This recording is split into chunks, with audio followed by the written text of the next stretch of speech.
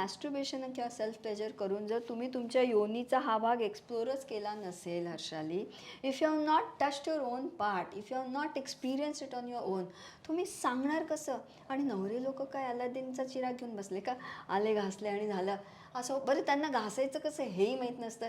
They just know how to go in and out. So you experience it on your own. आणि clitoral स्टिम्युलेशनचे orgasm भन्नाट असतात, ते sure shot guaranteed असतात. You feel nice, you feel light. आणि बिघडलं काय ना, त्याला जर नाही जमलं तर थोडं आपलं आपलं करून घेतलं, मग त्यांनी एंट्री मारली, लडको को भी घाई रहता है, अंदर कब जाना है, अंदर कब जाना है, अंदर कब जाना है. त्या घाईत सगळी मजा निघून जाते. मी केवढ्यांना विचारते Harshali, how do you decide sex करताना आता पेनिट्रेट कसं करायचं किंवा कधी करायचं?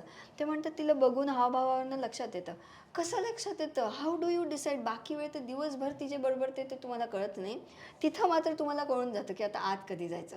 वेर age there also you should talk, you should ask की तुझं झालं की नाही झालं. आणि त्या बाईने जर स्वतः अनुभवलं असेल तर तिला ते सांगता येणार, अदरवाईज तिला ते सांगता येणार नाही.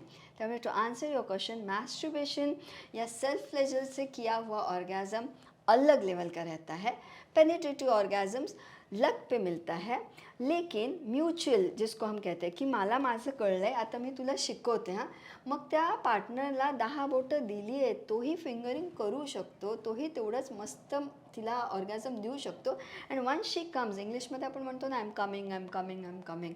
मग once she is there, and not necessary every time it will be a huge climax, पण काहीतरी ती एक्सपिरियन्स करेल ना. आणि मुलंही जेंटलमॅन असतात गं, त्यांनाही आवडतं की मला माझ्या बायकोला सुख देता आलं.